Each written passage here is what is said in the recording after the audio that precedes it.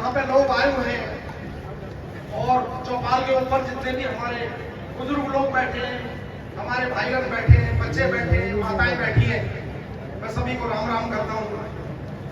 आज इस इतनी बड़ी परेशानी और दुख की घड़ी में जो समाज और जो 36 बिरादरी हम लोगों के साथ है, मैं उसका भी धन्यवाद करता हूँ।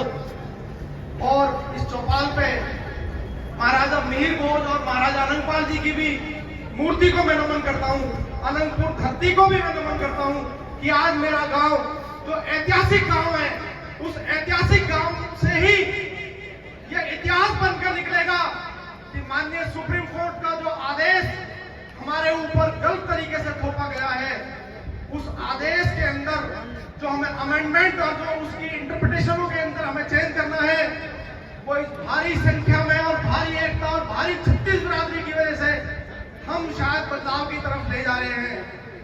बड़े दुख के साथ मुझे ये कहना पड़ रहा है कि 11 तारीख से ये डेमोलिशन ड्राइव चल रही है। पहले दिन जब फॉरेस्ट डिपार्टमेंट ने आनंदवन के अंदर आकर ये डेमोलिशन ड्राइव शुरू करी थी, उस वक्त हमने सोचा कि हर बार की तरह डिपार्टमेंट छोटी मोटी डेमोलिशन करके चला जाएगा, तो हमने ज्यादा उस तरीके से यूनाइट होने की कोशिश नहीं करी और हम लोगों को लगा कि हम पिछले 10 साल से इनकी डिपार्टमेंट की जो प्रताड़ित झेलते आ रहे हैं, इसको नॉर्मल वे में ही करके हम आगे झेल लेंगे। लेकिन बाद में पता लगा कि यह तो माननीय चीफ सेक्रेटरी साहब ने कमेटी घोषित करके और ये कह दिया है कि जितना भी इलीगल कंस्ट्रक्शन अनंतपुर, मेवला, अनखीर और पड़कल में है, इस सभी का डेमोलिशन कर दिया जाए और डेमोलिशन करने के बाद उनके मलबे भी उठा के और मलबे को भी ले जाया जाए और मलबे का जो उठाने का जो खर्चा है वो भी ऑनर देगा। तो हम लोग चारों तरफ से ऐसे जब फंस गए हैं, आज जितने भी लोग दूर दराज से मेरे यहाँ पहुंचे हुए, मैं कैटेगरिकली पहले भी मैंने बात रखी है। अब बेसिकली ये पीएनपीए जो एक्ट है, जो मेरे गांव के ऊपर जबरदस्ती थोपा गया है, इस एक्ट के बारे में मैं आपको बताना चाहता हूँ। पंजाब लैंड प्रोटेक्शन एक्ट 1900 सन 1900 में अंग्रेजी हुकूमतों ने ये एक्ट बनाया था, जब हरियाणा और पंजाब संयुक्त एक पंजाब राज्य था। पंजाब के अंदर बड़े बड़े मिट्टी के पहाड़ थे, वहां पे बारिश हुआ करती थी। तो अंग्रेजों का मकसद था कि हिंदुस्तान से ज्यादा रेवेन्यू और धन कलेक्शन करना। तो किसान ये कहता था, माय लॉर्ड, इस बार तो पहाड़ों में बहुत बारिश हुई है और चो के द्वारा सारी फर्टाइल लैंड मेरी दब गई है, तो इस बार मैं लगान नहीं दे पाऊंगा। तो अंग्रेजों ने सोचा कि ये तो हर बार की तरह बारिश होगी, तो यहाँ कोई ऐसा एक्ट बनाया जाए, Punjab land protection act, land को प्रिजर्व करके उस मिट्टी के पहाड़ों में प्लांटेशन करके और वहां के गांव वालों को ये बता दिया जाए कि भाई ये जो प्लांटेशन है, जब ये पेड़ बड़े हो जाए तो इसका टिम्बर, इसका फॉडर आप लोग यूज कर सकते हो। और वो ओनली फॉर शिवालिक रेंज के लिए था और पंजाब प्रांत के लिए था। जब 1966 में पंजाब से हरियाणा अलग बना, तो land consolidation act, excise and taxation act, Punjab land protection act, जबकि हमारी भौगोलिक स्थिति में फर्क है और सारे कानून पंजाब के हमारे ऊपर लगा दिए गए। 18/8/92 को आनंद फानंद में ये नोटिफिकेशन कर दिया गया। हमारे अनंतपुर गांव के किसी भी गांव वासी को ये खबर नहीं है कि ये नोटिफिकेशन कब लगाया गया, क्यों लगाया गया, क्या इस नोटिफिकेशन के अंदर है। और चलते 2004 में 18/3/2004 को जस्टिस सब्रवाल साहब का ऑर्डर आया कि भाई सारे एरिया में आप कोई भी फॉरेस्ट एक्टिविटी ही कर पाओगे, नॉन फॉरेस्ट एक्टिविटी नहीं करोगे। वहां से हमारी ये समस्या शुरू हुई और फिर हम जितने भी हमारे ये सुरुजगुंड रोड में तमाम बैंकेट्स और जितनी बिल्डर लॉबी बैठी हुई है, ये उस एक्ट को सुधारने के लिए उसके रिव्यू पिटीशन में माननीय सुप्रीम कोर्ट में गई। और फिर उसके बाद 14/5/2008 का अजीत प्रसाद साहब का ऑर्डर, उसके बाद फिर 2013 में ऑर्डर और फाइनली फिर 2018 में जस्टिस BS लॉकुर का ऑर्डर, जिसमें कि कांत एन्क्लेव कॉलोनी को डेमोलिश कर दिया गया।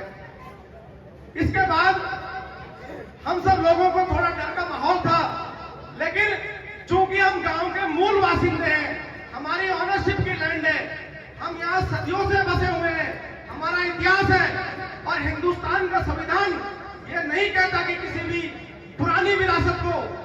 की इतिहास में नाम है, जब माननीय सुप्रीम कोर्ट भी नहीं थी, जब भारतीय सरकारें भी नहीं थी, अंग्रेजी हुकूमतों से भी पहले मुगलों के टाइम से यहाँ जो गुर्जर कम्युनिटी बस रही है, कौन मुगलों से भी, उन अंग्रेजों से भी लोहे के छले चबा के उनसे लड़ते रहे हैं। और इस तमाम दिल्ली और एनसीआर में जितने भी आसपास के यहाँ 100-200 गांव है, उन सारे गांवों में मिलजुल के इन अंग्रेजों को और मुगलों को यहाँ से खदेड़ा था।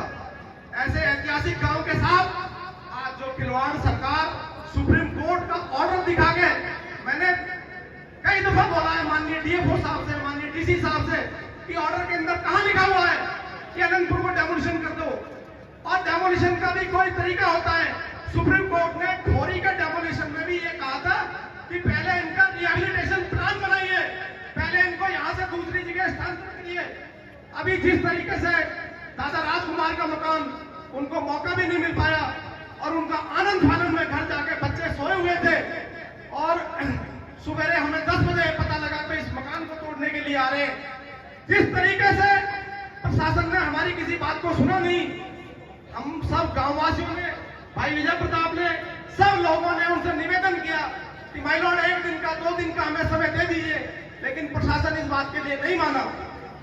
जब हम सारे गांव के लोग करीब 10,000 की संख्या में एकत्रित हो गए और अनंतपुर चौक से लेके सांसद जी कृष्णपाल जी के यहाँ पे पहुंचे, तो भारी भीड़ का यही कहना था, मेरे नौजवानों का जोश था, उनका कहना था कि जब तक हमें कोई आश्वासन नहीं मिलेगा मंत्री जी हम यहाँ से नहीं जाएंगे।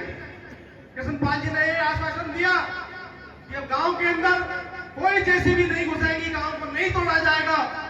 अगर कोई ऐसी घटना घटती है तो मैं सबसे पहले आके जेसीबी के सामने खड़ा हो जाऊंगा।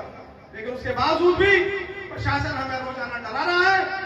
इसके बावजूद मशीनें भी आ रही है और प्रशासन हमें तमाम छोटे अधिकारियों के माध्यम से पता लग रहा है कि अभी तो ये फेज 1 की इन्होंने तोड़फोड़ करी है, फेज 2, फेज 3, फेज 4 और फेज 5 की तोड़फोड़ करनी है। तो मेरा इस मंच के माध्यम से, मीडिया के माध्यम से और मेरी जितनी आवाम जनता खड़ी है, इसकी ताकत के माध्यम से मैं हरियाणा सरकार को ये कहना चाहता हूं कि ऑर्डर का गलत इंटरप्रिटेशन ना करें। जब ऑर्डर के अंदर सुधार हो सकता है, 21 जुलाई 2022 के आदेश में माननीय सुप्रीम कोर्ट ने जस्टिस ओका और 2 जजों की बेंच ने ऑर्डर किया, पैरा 66 में क्लियर लिखा उन्होंने, पहले इनको सुना जाए कि 1980 से पहले बैठे हुए। 25 अक्टूबर 1980 को फॉरेस्ट कंजर्वेशन एक्ट आया। हमारी पैदाइश तो यहाँ उससे सदियों पुरानी है। जब इस गांव का इतिहास 700 साल पुराना है, तो फिर 25 अक्टूबर 1980 को भी कुल मिला के 40-45 साल हुए। तो मेरा सभी लोगों से निवेदन है कि पहले तो हमें एक्ट और कानून की जानकारी है कि बिल्कुल हम सही है। जब हम सही है तो हमारे साथ ये दुर्व्यवहार क्यों हो रहा है? अभी हमने कहा कि भाई सूरजकुंड रोड में तो ये तमाम मानव रचना यूनिवर्सिटी बनी हुई है, 21 सेक्टर की सोसाइटियां बनी हुई है, जिम खाना क्लब बना हुआ है, पूरा सूरजकुंड रोड भी सेक्शन 4-5 में से जाता है, राजहंस होटल गवर्नमेंट का बना हुआ है। अगर गवर्नमेंट को सुप्रीम कोर्ट का ऑर्डर कंप्लाइंस करना है तो उनके साथ भी करिए। ऐसा नहीं है कि इन गांव के गरीब लोगों को डरा के धमकाकर इनकी जमीनों से सारा कंस्ट्रक्शन हटाकर सरकार इन जमीनों को हथिया लेगी। राइट टू फंडामेंटल एक्ट के तहत सरकार हमसे हमारी जमीनें नहीं छीन सकती है। राइट टू फॉरेस्ट एक्ट 2006 के तहत भी हम लोग मूल निवासी हैं, हम अपनी जमीनों में रह सकते हैं, खेती किसानी कर सकते हैं। और जो भी हम दिल्ली के नजदीक रहते हैं, जहाँ खेती किसानी कम मात्रा में है, तो हमने अपने मकान या दुकान बना लिए, हमने कोई गुनाह नहीं किया है। हम लोग अपना जीवन के, मैंने उस दिन भी सूरजकुंड रोड पे कहा था कि सरकार हमें मजबूर ना करे कि हम कल को छीना, झपटी, चोरी, चकारी का काम करें। आज हम अपने बच्चों को पाल रहे हैं, अपनी गुजर बसर कर रहे हैं। तो मैं यही बात कहना चाहूंगा कि तमाम मेरे साथी लोग बैठे हैं, दूर दराज से, समय कम है, इसमें सुप्रीम कोर्ट में भी हम लोग इसकी रिव्यू की एप्लीकेशन डाल रहे हैं, जिसमें भी हमें पूरी की पूरी उम्मीद है कि उनके अंदर भी हमें सारी जीत हासिल मिल जाएगी। सरकार को आज के आज ऐसी क्या जरूरी है कि इनको अभी कभी खुद कूद करना है? जब सरकारें समय ले सकती है सुप्रीम कोर्ट में कि अभी हमें वहां पे समय चाहिए, तो वो हमें समय दिलाया जाए। यही मांग हमारी माननीय सांसद साहब से, हरियाणा सरकार से और ये तमाम लोगों से कि सारा सोशल मीडिया पे यही बात रखे कि अनंतपुर बचाओ आंदोलन जो हमारा चल रहा है, सेव अनंतपुर जो हमारा चल रहा है। इन्हीं शब्दों के साथ यहाँ पे पहुंचे हुए मैं सभी का का धन्यवाद करता हूँ। राम राम। बहुत बहुत धन्यवाद भाई मनोज जी, क्योंकि मैं समझता हूँ